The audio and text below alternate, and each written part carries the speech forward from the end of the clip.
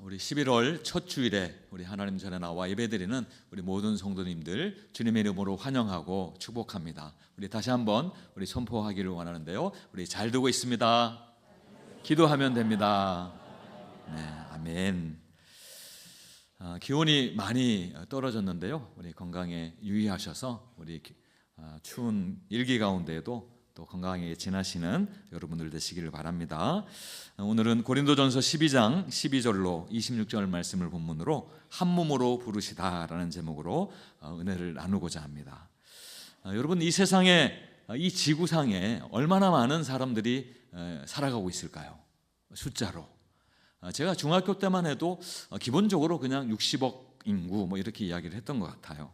근데 제가 다시 한번 근래에 찾아보니까요, 82억 명이 넘는 이미 초과한 그런 많은 사람들이 산다고 합니다. 자, 그런데 82억 명의 사람들 중에 나와 똑같이 생긴 사람을 보신 적이 있으신가요? 제가 장담하건대 한 분도 없으실 것입니다. 나와 똑같은 사람은 이 지구상에 한 사람도 없습니다. 일란성 쌍둥이라고 해도 비슷하지만 다릅니다. 또 강가에 나가보면 셀 수 없는 많은 돌멩이들이 있습니다. 그런데 그 많은 돌멩이도 다 다르게 생기고 같은 것이 하나도 없습니다. 이 세상에 존재하는 모든 것은 사람이 만들어내는 공산품으로 또 제조품으로 만들어내는 그런 것을 제외하고는 같은 것이 없는 것이지요. 그러기에 자연은 봐도 어떻습니까, 여러분? 자연은 봐도 질리지 않습니다. 다양하니까요. 다르니까요. 교회는 어떻습니까? 교회도 가만히 들여다보면 참으로 다양한 사람들이 모입니다. 나이도 다르고요, 직업도 다르고, 성격도 다르고, 생각도 다르고, 심지어 같은 교회를 다니지만 신앙의 색깔과 표현도 조금씩 다릅니다. 어떤 분은 조용히 기도하는 것을 좋아하고, 어떤 분은 큰 소리로 또 기도하는 것을 좋아합니다. 또 어떤 분은 있는 듯 없는 듯 조용히 섬기시는 분이 계시는 반면에, 또 어떤 분은 좋은 의미에서요, 앞에 나서서 또 열심히 일하는 것을 즐겨합니다. 어떻습니까? 몇 가지만 예로 들었는데도 정말 교회 안에 다양한 모습이 있지 않습니까? 이렇게 다양한 것이 하나 되어 어우러질 때에 교회는 더없이 풍성하고 아름답습니다. 자, 그러나 때로 이렇게 다른 서로의 모습 때문에 부딪히고 또 서로 상처가 되기도 합니다. 나는 왜 저 사람처럼 인정을 못 받을까? 나는 작은 일만 맡고 있는 것 같아. 내가 없어도 교회는 잘 돌아가네. 아니, 저 사람은 도대체 왜 저러는 거야? 이런 생각들이 마음속에 일어나면 어느새 교회 안에, 성도들 안에 비교의식과 또 서운한 마음이 자리 잡습니다. 여러분, 오케스트라, 우리 관현악단이 있죠. 오케스트라에는 수많은 악기들이 있습니다.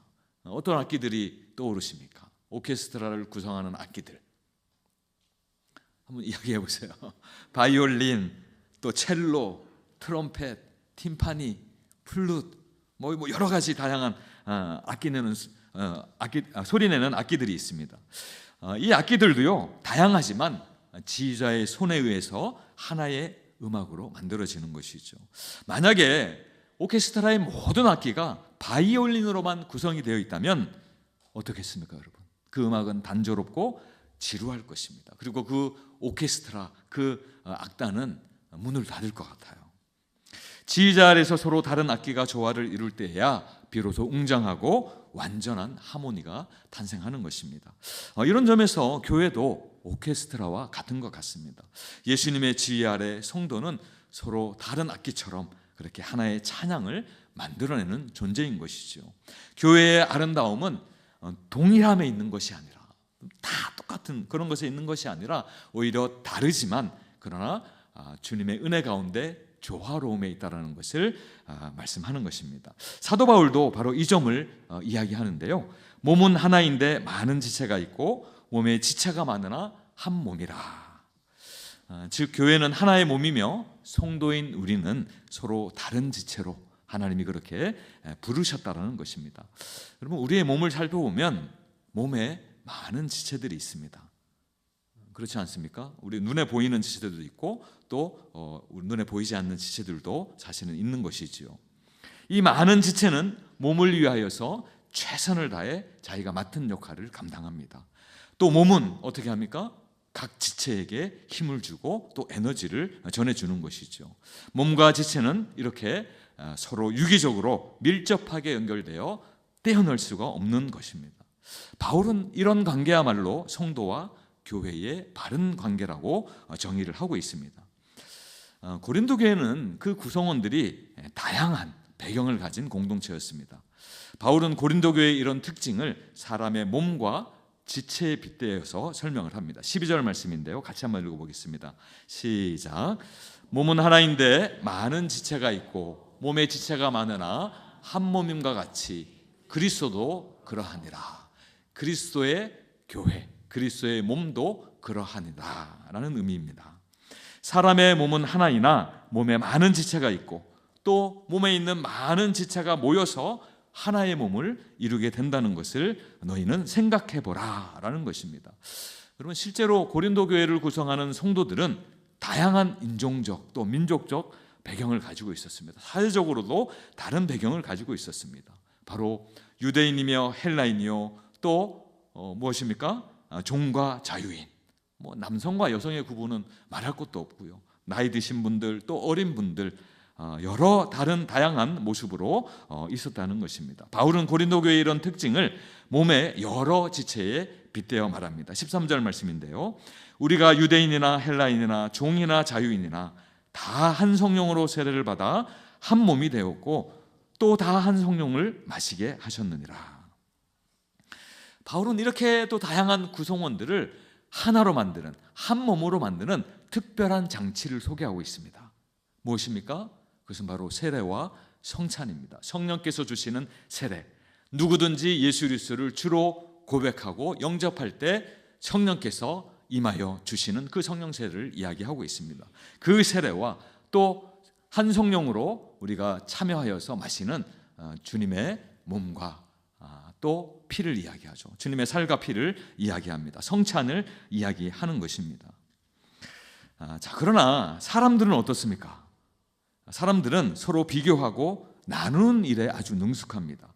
집안을 따지고 학연과 지연으로 뭉치고 또 재산의 정도에 따라 끼리끼리 모입니다. 여러분, 세대는 어떻습니까?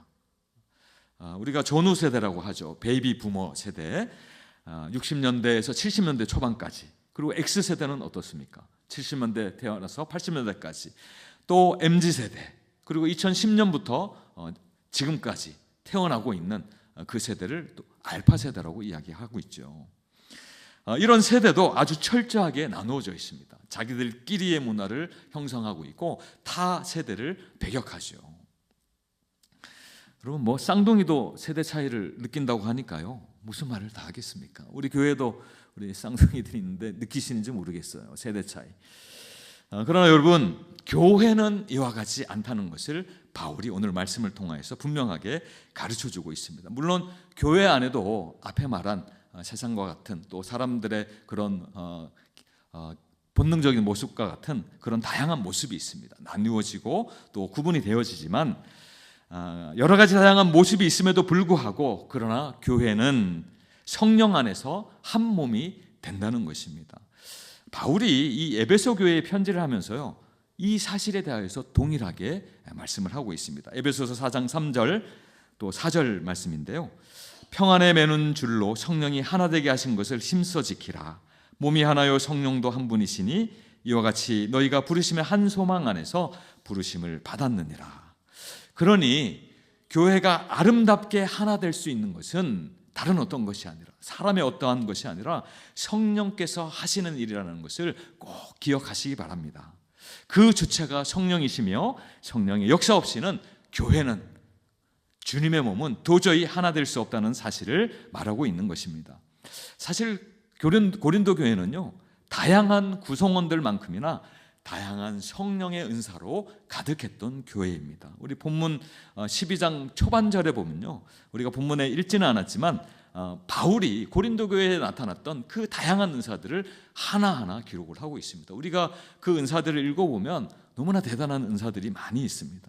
자, 그런데 이렇게 다양한 은사를 받았음에도 불구하고 고린도 교회는 분열되어지고 나누고 다투었다라고 성경이 기록을 하고 있습니다. 바울은 고린도 교회의 이런 모습, 분열되어 있는 또 다투고 나누어지는 이 모습이 이들 안에 있는 비교의식 때문임을 정확하게 보았습니다. 여러분, 비교의식은 마치 동전의 앞면과 뒷면과도 같습니다. 비교의식이 나타날 때에 이쪽 면에서는 열등감이 나타나고요, 또 저쪽 면에서는 우월감이 드러나게 되는 것입니다. 남과 비교했을 때 내 형편과 처지가 조금 안 되거나 초라하다고 생각하면 어김없이 열등감이 찾아오는 것이죠. 반대로 저 사람보다 내가 그래도 조금 낫지 라고 생각하면 어떻습니까? 우월감이 내 가운데 생기는 것이죠. 이제 바울은 고린도 교회의 문제를 해결하기 위하여서 교회는 성령 안에서 한 몸으로 부르셨다는 것을 이 몸과 지체를 가지고 재미있게 설명을 하는데요. 먼저 바울은 고린도 교회 성도들 안에 있는 열등감에 대하여서 이야기합니다. 15절과 16절 말씀인데 우리 교독하여 읽겠습니다. 15절을 제가 먼저 읽겠습니다. 만일 발이 이르되 나는 손이 아니니 몸에 붙지 아니하였다 할지라도 이로써 몸에 붙지 아니한 것이 아니요. 또 귀가 이르되 나는 눈이 아니니 몸에 붙지 아니하였다 할지라도 이로써 몸에 붙지 아니한 것이 아니니. 어느 날 발이요, 이 발이 곰곰이 생각을 해보니까 아무래도 자기는 손보다는 좀 못하다는 거예요. 자기는 저 아래 낮은 곳에 있으면서 아무도 관심을 주지 않는데 손을 보니까 손은 무슨 일만 있으면 주목을 받는 거예요. 사람들이 만나서 반갑다고 할 때도 손을 덥석 잡고 그렇게 인사하지 않습니까? 또 좋은 것을 받을 때도 손이 먼저 나가서 받는 거예요. 사람들의 관심이 온통 손에 쏠리는 것 같습니다. 순간 발이 생각하기에요. 나는 이 몸에서 아무런 필요가 없구나 하면서 나는 이제 이 몸에서 떨어지겠다라고 선언하는 거예요. 또 귀도 어느 날 곰곰이 생각을 해보니까요, 나는 아무래도 얼굴 앞에 초롱초롱 빛나고 있는 눈보다는 못한 존재 같아. 모양도, 귀 모양도 울퉁불퉁하고, 또 어떤 분들은 이 귀가 또 감자 닮지 않은 감자귀라고 하지 않습니까? 무툭하게 생겨서. 그리고 보니까 눈과 비교했을 때 좀 떨어진다는 거예요. 순간 귀가 자신의 가치를 부인하면서 나는 이제 더 이상 몸에 붙어 있지 않을 거야. 몸에서 떨어지겠다라고 또 선언하는 것입니다. 여러분, 고린도 교회는 어느 교회보다 은사가 풍성한 교회였다고 말씀드렸습니다. 그런데 이 고린도 교회에도 마치 발처럼, 마치 귀처럼 생각하는 사람들이 있었다는 거예요. 내게 주신 은사가 너무 작아 보이는 거죠. 약해 보이는 겁니다. 아니, 하나님은 왜 나에게 저 사람이 가지고 있는 은사를 주지 아니하셨는가? 라고 또 생각하는 사람들이 있었다는 것이죠. 저 사람처럼 유창하게 방언을 하면 좋을 텐데 나는 왜 하지 못하는 것일까? 아니, 저분처럼 병 고치는 은사로 사람들을 유익하게 하면 좋을 텐데 왜 나에게는 있지 않은가? 순간 발처럼 귀처럼 낙심해서 나는 이 교회 공동체에서, 이 몸에서 불필요한 존재라고 생각하게 된 것이죠. 여러분, 생각해보면 그럴 수도 있을 것 같아요. 방언을 많이 강조하는 그런 교회, 그런 공동체에 갔는데 정작 나는 방언을 하지 못해요. 그럼 그 마음이 어떨까요? 금세 주눅이 들고 심각한 열등감, 비교하며 열등감에 사로잡히고 또 이 교회에서는 나는 필요 없는 존재이구나 라고 소외감도 느끼게 될 것입니다. 자, 그러나 바울은 비록 특정한 은사를 가지지 못하거나 아니면 받은 은사가 약하다고 생각할지라도 너희는 절대로 열등감을 가지지 말라라고 권면합니다. 왜냐하면 발은요, 발은 손이 아니더라도 그 자체로 이미 소중한 지체이기 때문에 그렇습니다. 발은 몸에 붙어 있기 위해서 애를 쓰면서 손처럼 되려고 할 필요가 없다는 거예요. 이미 몸에 붙어 있는 것이거든요. 몸에 귀한 역할을 감당하고 있는 것이거든요. 여러분, 발이 없으면 어떻게 될까요? 한번 생각해 보십시오. 발이 없다면 제가 지금 이렇게 꼿꼿하게 서서 여러분 앞에서 설교할 수 있을까요? 불안불안해 하겠죠. 넘어질 수도 있습니다. 또 귀는 어떻습니까? 귀가 없다면 여러분 들으실 수가 있을까요? 어떻게 듣겠습니까? 소리 나는 곳을 향하여 몸을 돌릴 수도 없고 바라볼 수도 없을 것입니다. 그러므로 귀가 눈이 되어야만 몸에 붙을 수 있는 게 아니라는 것이죠. 귀는 그 자체로 소중한, 몸에 필요한 지체이기 때문에 소중하다는 것입니다. 자, 그러면서 이어지는 바울의 질문이 있는데요, 그 질문이 아주 재미있습니다. 17절인데요, 우리 같이 한번 읽어보겠습니다. 시작. 만일 온 몸이 눈이면 듣는 곳은 어디며 온 몸이 듣는 곳이면 냄새 맡는 곳은 어디냐. 여러분 한번 상상해 보시기 바랍니다. 우리의 온 몸이 눈으로만 되어 있다면, 눈으로만 뒤덮여 있다면, 아니면 귀로만 다 뒤덮여 있다면요, 또 코로만 가득하다면 어떻겠습니까? 몸으로서의 기능을 제대로 감당할 수 있겠습니까? 온전한 몸이 될 수가 없는 것이죠. 정말 말도 안 되는 그런 사람인 것이죠. 지금 바울이 말하고자 하는 것이 바로 이것입니다. 온몸이 다 눈일 수가 없다라는 것입니다. 몸에는 각각 다른 기능을 하는 지체가 필요하다는 것이죠. 그러기에 듣는 귀가 눈이 될 필요가 없다는 것입니다. 이렇게 각 지체는 자신의 기능을 잘 알고 그 기능을 크든 작든 잘 감당하면 되는 것입니다. 그래야 몸이 정상적으로 건강하게 온전하게 세워지는 것이죠. 여러분, 성령께서 우리에게 주신 은사를 다른 사람들의 은사와 비교하면서 나의 은사를 하찮게 여기거나 아니면 사용하지 않겠다라고 하는 것은 나에게 주신 하나님의 사명을 다하지 않는 것이요, 하나님 앞에 분명히 잘못된 태도입니다.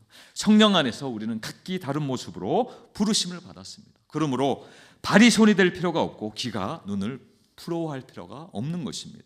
그래서 바울은 또 이렇게 되묻고 있습니다. 29절 30절인데요, 우리 교독하여 읽겠습니다. 29절 제가 읽습니다. 다 사도이겠느냐, 다 선지자이겠느냐, 다 교사이겠느냐, 다 능력을 행하는 자이겠느냐, 다 방부치는 은사를 가진 자이겠느냐, 다 방언을 말하는 자이겠느냐, 다 통역하는 자이겠느냐. 바울이 지금 교회의 직분을 따라 또 주신 은사를 따라 그것을 이야기하는 거예요. 만약에 한 직분만 있다면 그것이 온전한 교회이겠는가? 하나님이 바라시는 교회이겠는가? 아니면 모든 성도가 한 가지에만 은사만 가지고 있다면 그것이 온전히 기능을 할 수 있겠는가? 반문하는 것이죠. 성도는 자신에게 주어진 은사를 따라 충성하게 될 때에 하나님으로부터 칭찬과 기쁨을 받게 되는 존재입니다. 또 그로 말미암아서, 그 지체로 말미암아서 그 교회도 하나님께 칭찬과 또 하나님의 기쁨이 충만한 교회가 되는 것입니다. 26절 후반절인데요, 한 지체가 영광을 얻으면 모든 지체가 함께 즐거워하느니라. 성령은 각 사람에게 똑같은 은사만 주시지 아니하시고 각 사람에게 다양한 은사를 주십니다. 각각의 지체가 서로 다른 역할을 열심히 감당할 때에 몸이 유익을 얻게 되는 것처럼 각각 다른 은사를 가진 성도가 자신이 받은 그 은사가 비록 작게 여겨질지라도 그 은사를 성실하게 사용하고 감당할 때에 그를 통하여서 하나님의 뜻은 이루어진다는 것입니다. 왜 그렇습니까? 그것은요, 하나님이 각 지체를 가장 정확한 자리에 두셨기 때문이라고 바울은 이야기하고 있습니다. 18절 말씀, 현대인의 성경 번역인데요, 그러나 하나님은 자기가 원하시는 대로 한 몸에 여러 가지 다른 지체를 두셨습니다. 하나님은 당신께서 원하시는 대로 각 사람에게 필요한 대로 은사를 주신 것입니다. 그리고 거기에는 분명한 하나님의 뜻과 계획이 있다라는 것입니다. 그러므로 우리는 다른 사람의 은사와 다른 사람과 비교할 필요가 없는 것입니다. 우리에게 있는 열등감은요, 나와 남을 비교하는 것에서 시작되지만 사실은 또 그 깊은 내면을 보면 사랑받고 싶은 마음, 그것도 있는 것 같아요. 나도 저 사람처럼 하나님께 인정받고 싶다. 나도 저 사람처럼 하나님께 쓰임받고 싶다. 자, 그런데 이런 우리의 마음을 향하여서 하나님이 이렇게 말씀하십니다. 사랑하는 아들아, 사랑하는 딸아, 내가 너를 그 자리에 두었다. 너를 향한 내 계획이 나는 다 있다. 너는 이미 나의 계획 안에 있다. 여러분, 하나님이 지금 누구를 바라보시는 거예요? 나를 바라보시는 거예요. 내가 비록 남과 나를 비교하면서 열등감에 사로잡혀 있을 때라도 그 하나님 누구를 바라보시는 거예요? 나를 바라보시는 거예요. 여러분, 그렇다면 우리가 이 말씀을 신뢰하고 하나님이 나를 바라보고 계시고 또 나를 나의 은사에 대해서 나에게 주신 사명에 대해서 기대하고 계시는 나를 향한 그분의 계획을 믿는다면 나로 인하여 지금 예배드리는 여러분들로 인하여서 우리 한밀교회는 온전한 한 몸으로 세워질 줄로 믿습니다. 이제 바울은요 자기 은사를 과시하며 다른 지체를 무시하는 고린도 교회의 다른 부류의 성도들에게 경고합니다. 21절 말씀인데요. 눈이 손더러 내가 너를 쓸데가 없다 하거나 또한 머리가 발더러 내가 너를 쓸데가 없다 하지 못하리라. 눈이 보니까요 자기보다 손이 중요하지 않아요. 그래서 그렇게 이야기하는 거예요. 야, 너는 하찮아. 너는 쓸데없는 존재야. 너의 하는 일이 뭐야 도대체? 그리고 또 머리가 발을 보면서요 똑같이 이야기하는 거예요. 야, 너보다 내가 낫지. 너는 뭐 하는 게 있냐? 이 몸에서 도대체 너의 역할이 무엇이야? 그러면서 우쭐대는 거예요. 다시 말하자면 이 지금 눈과 머리는 손과 발에 대해서 내가 너보다 더 중요하고 더 우월한 존재라고 말하고 있는 것입니다. 실제로 고린도 교회는요 사회적인 지위와 경제력을 가진 성도들이 있었습니다. 또 반면에 그렇지 못한 성도들도 고린도 교회 안에 있었던 것이죠. 가진 성도들이 가지지 못한 성도들을 무시하고 가볍게 여기는 태도들이 있었습니다.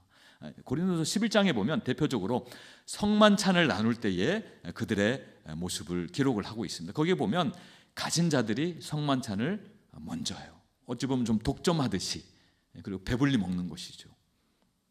가지지 못한 자들을 전혀 생각하지 않습니다. 배려하지 않습니다. 내가 이 교회에 헌신하는 것이 얼마인가?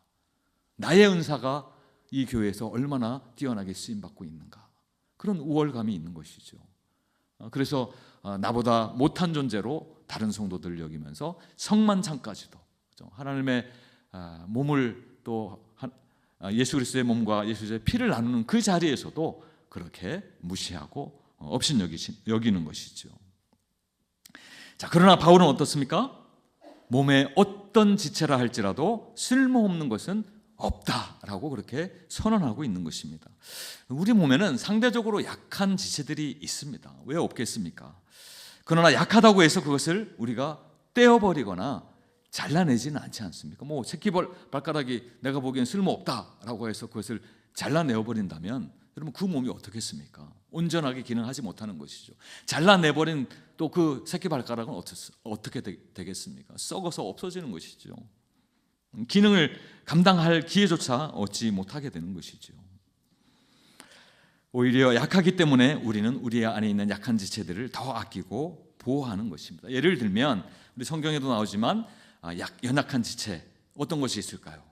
우리 안에 내장 기관이 될 수 있을 거예요. 뼈와 또 피부 조직으로 근육 조직으로 보호하지 않습니까? 또 아름답지 못한 것들은 또 무엇이 있습니까? 좀 수치스러워하는 것들. 그런 것들은 우리가 또 좀 더 특별한 옷을 가지고 또 가리기도 하고 또 보호하기도 하지 않습니까? 그런 것처럼 하나님도 우리에게 주신 은사 중에 작다고 여겨지는 또 작은 은사를 가진 그 사람을 교회를 위한 꼭 필요한 존재로 하나님 세우시겠다라고 말씀하시는 것입니다. 하나님은 남을 무시하며 우월감에 빠진 성도들에게 이렇게 말씀하십니다. 더 약해 보이는 지체가 몸의 지체가 도리어 요긴하다, 꼭 필요하다라는 것을 말씀하십니다. 하나님은 우리가 연약할수록 더욱 귀하게 여기신다는 뜻이에요. 이 말씀을 조금 오해하면 그러면 하나님은 교회 안에 가진 자들, 은사가 어찌 보면 우리가 보기에 사람의 눈을 보기에 큰 은사를 가진 자들은 역차별하는 것이 아닌가? 작은 자들만 그렇게 더 귀히 여기신다면, 근데 그런 의미는 절대 아닙니다. 하나님이 그렇게 하시는 이유, 연약한 자들 또 약한 은사를 가진 자들을 더 귀하게 여기시는 이유가 있다면 주의 몸된 교회를 어떻게 해요?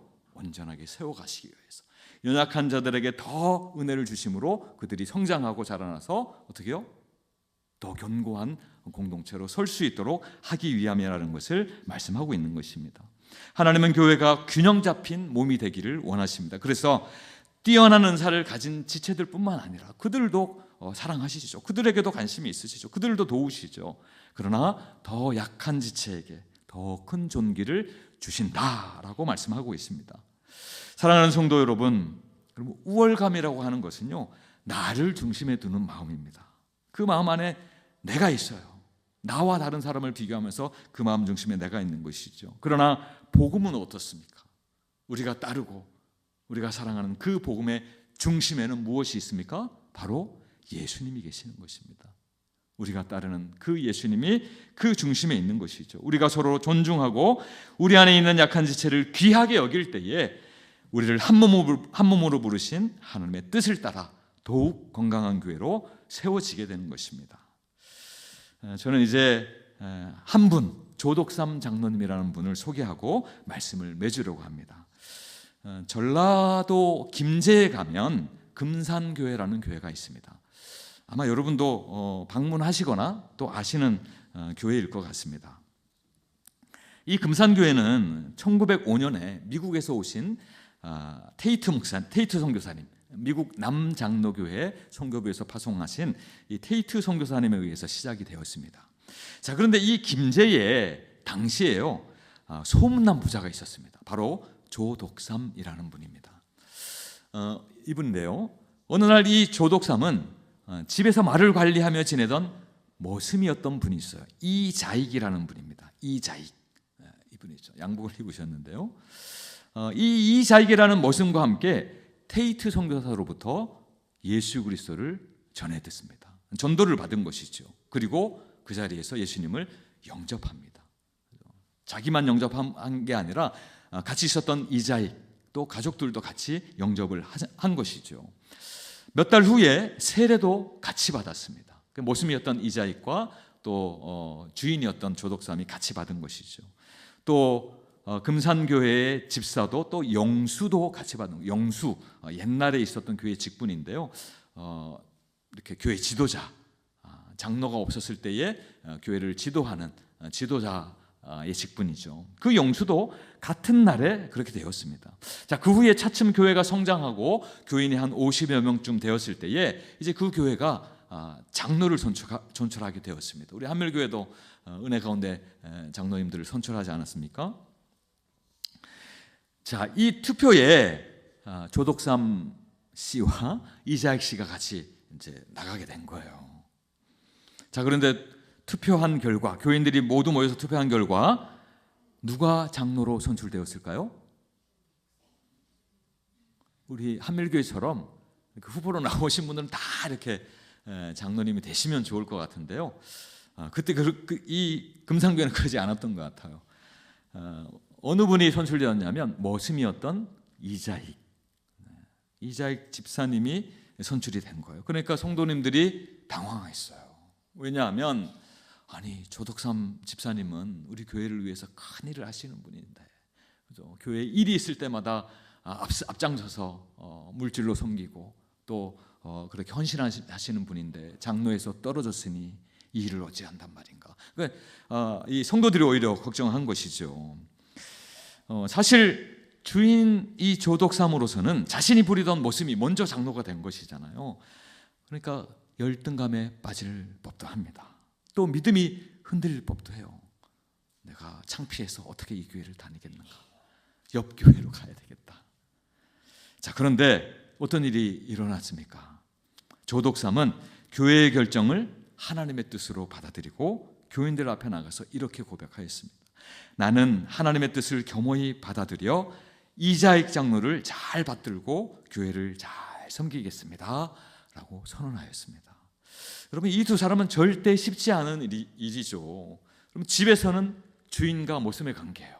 근데 교회는 어떻습니까? 모슴이 물론 그게 높고 낮음은 아니지만 어찌 되었던 모슴이 장로이고 주인은 또 그냥 일반 성도로 섬기는 것이죠.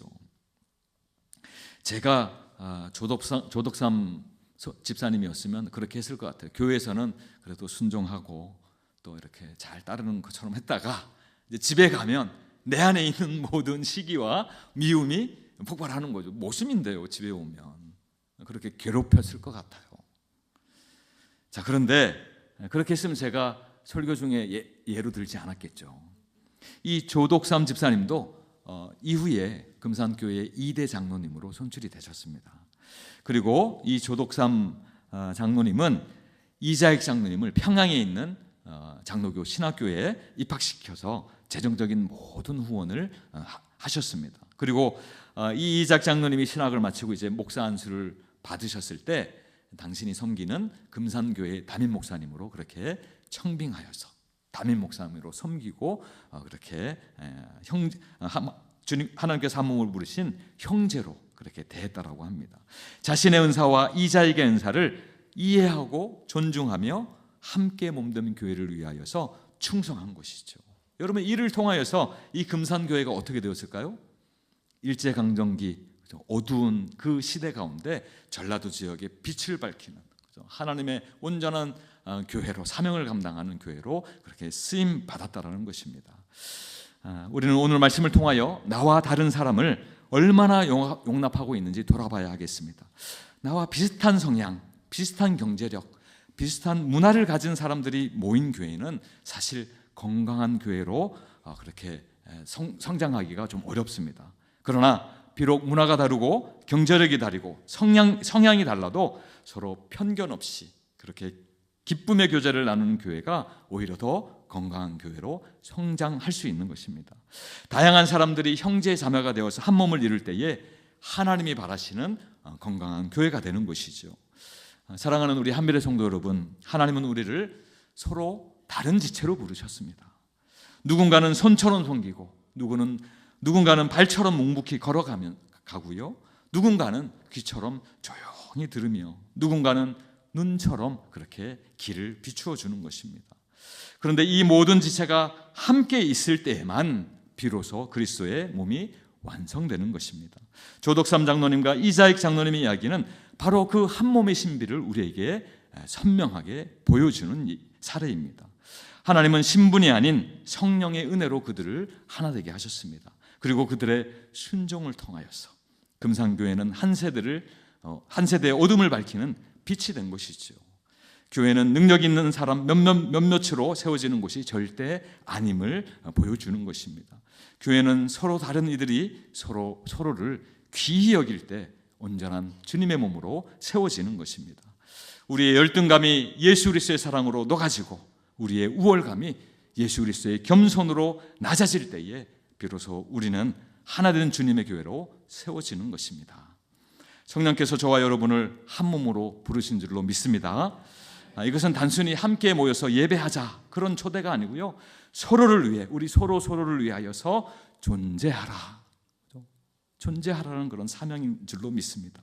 내가 가진 작은 은사 하나, 조용히 드는 기도 한 줄, 섬김의 손길 하나가 주님의 몸을 온전하게 세우는 귀한 부르심인 줄로 믿으시기 바랍니다. 이 믿음으로 믿음의 길을 걷는 우리 모든 성도님 되시기를 간절히 축원드립니다.